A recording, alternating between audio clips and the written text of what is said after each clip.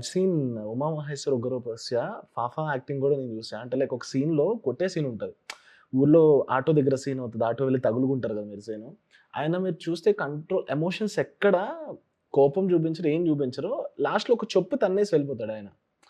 కానీ ఇక్కడ మీ సీన్ నేను చూసినప్పుడు కంపారిజన్ కాదు. అంటే మీరే కాల్ తీసుకున్నారు, వాళ్ళేం కాల్ రైట్. తీసుకున్నారో తెలుసుకోవడానికి. రైట్. సో మీరు చూస్తే లైక్ కోపం వచ్చింది, అరవడం వచ్చింది. అండ్ ఒక దగ్గర తీసుకెళ్ళేటప్పుడు కిందన ప్యాంట్ కూడా అట్లనే ఎళ్తారు ప్యాంట్‌తో సహా. ఆ లోపలికి రూమ్ ఎంటర్ అయ్యే వరకు ప్యాంట్ ఉంటది.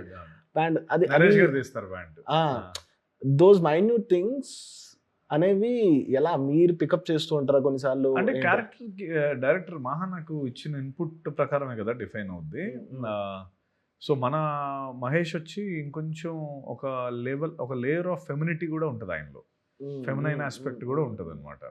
అంటే కంప్లీట్లీ సో మన మహేష్ కొంచెం చిన్న అంటే మన దాంట్లో కూడా కొంతమంది చిన్న ఫెమినైన్ ఆస్పెక్ట్ ఉంటది.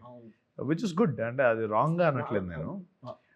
సో మన మహేష్ అదనమాట. అంటే అందుకని నీకు ఆ క్యారెక్టర్‌లో కొన్ని చూసినప్పుడు స్మైల్ అవన్నీ కూడా వస్తాయి.